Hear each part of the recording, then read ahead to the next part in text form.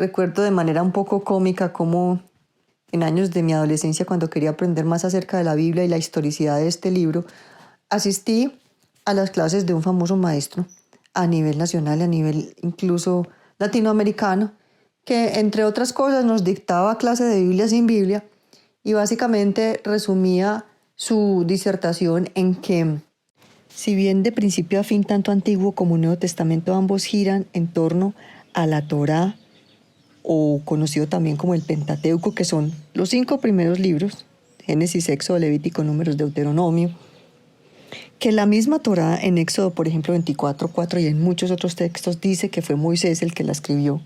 Y hasta tenemos a Jesús en Juan 5:46 afirmando que verdaderamente fue Moisés su autor, que sin importar nada de eso, realmente esos libros nunca los escribió Moisés, que eso fueron unas fuentes y tradiciones distintas que alguien muchísimos siglos más adelante recopiló en un solo rollo. ¿Con base en qué argumentaba este hombre semejante cosa?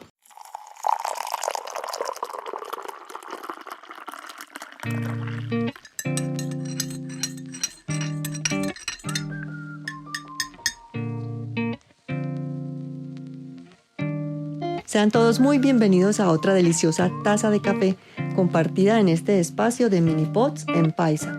Unos minutos de charla vigorizante, impartiendo vida y acercando nuestros corazones. Les habla Kaya Gao.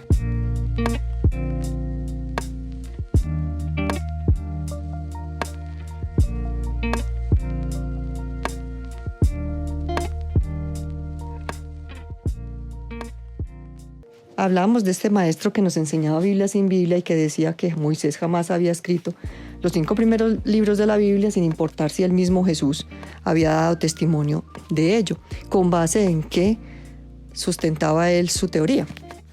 Él argumentaba que al observar el texto de esos 5 primeros libros había nombres diferentes para Dios, que en algunos casos, por ejemplo, aparecía Adonai, en otros aparecía Jehová, que algunos con alguna tradición del esoterismo egipcio han llamado Yahvé, pero eso es otro tema que no vamos a comentar en este mini-pod, pero que entonces, porque habían diferencias en el texto, que entonces no podía ser la misma persona. Esa manera de analizar la autoría de un texto, eso se ha venido repitiendo con muchos ecos en el análisis de muchos otros libros de la Biblia, sin ningún fundamento arqueológico, y vez tras vez la arqueología ha ido desmontando todas esas teorías, pero tristemente el daño ha sido muy grande, porque hasta el sol de hoy, en gran parte de los seminarios, digamos, teológicos en los que están entrenando no solamente tradiciones como la católica, sino también protestante, pues se sigue enseñando esto como si fuera la verdad. Les doy un ejemplo de cómo funciona ese tipo de crítica textual. Imaginen que alguien encontró un documento que yo escribí y que aparece en perfecto inglés. Entonces, con esa manera de analizar, ellos van a decir, no, es imposible que ella haya escrito ese texto, porque su lengua nativa era el español y este inglés está perfecto. Entonces, conclusión, no lo escribió ella. Pero no tienen en cuenta que a lo mejor yo tenía un amigo que es de los Estados Unidos, a quien yo le pasé mi trabajo, me cambió todo lo que estaba mal escrito y quedó maravilloso.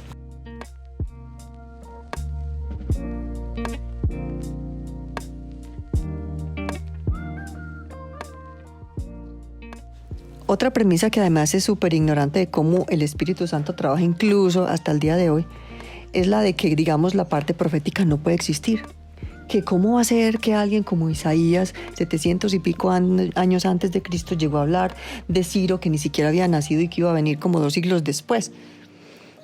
Que como un profeta como Daniel iba a tener la precisión de anunciar que después del imperio babilonio venía el persa y después el griego y después el romano, y que incluso cuando se analiza su texto da para calcular perfectamente la venida del Mesías, y que realmente ocurrió cuando él lo predijo. Entonces dicen, no, esto profético no puede existir. Entonces el autor tiene que haber estado, tanto el Isaías como el Daniel seguro fueron de muchos siglos después.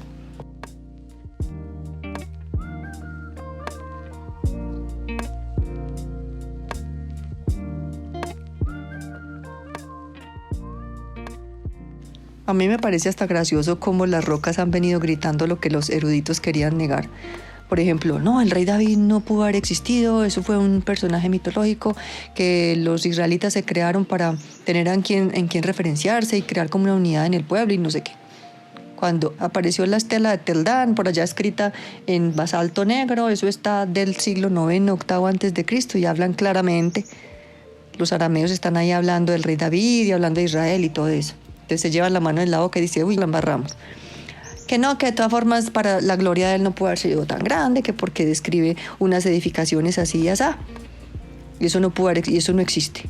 Cuando, claro, empiezan a excavar la famosa ciudad de David, en la que tuve pues el privilegio de estar hace por ahí 2 años o 3, y la embarramos, nos equivocamos otra vez. Que no, que Moisés no pudo haber escrito el Pentateuco como así que 1400 y pico años antes de Cristo, cuando eso ni siquiera había alfabeto. El alfabeto se lo inventaron los fenicios mucho después, cuando empiezan los hallazgos, y no fueron los fenicios, fueron los semitas los que se inventaron el alfabeto. Semitas, pues, que incluyen los grupos de Israel.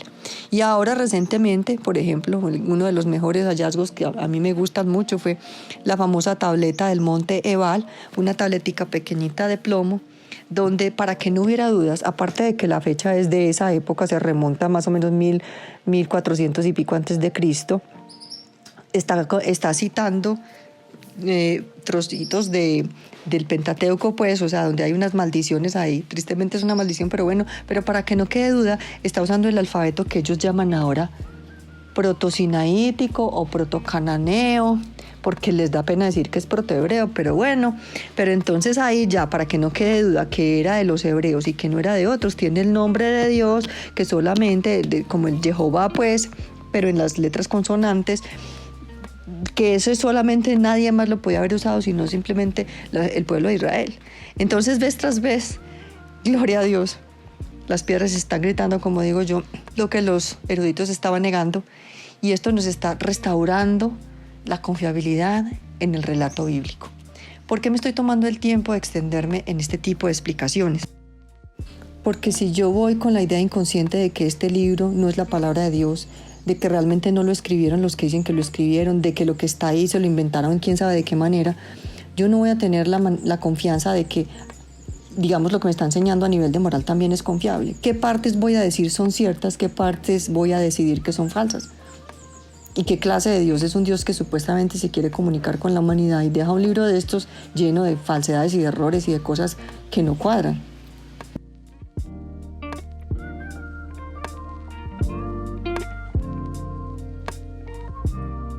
Para aquellos que quieran profundizar en este tipo de información, les voy a dejar acceso a varias páginas, a varios documentos, en el link de la descripción de este minipod, en la aplicación o en la página donde lo estén escuchando.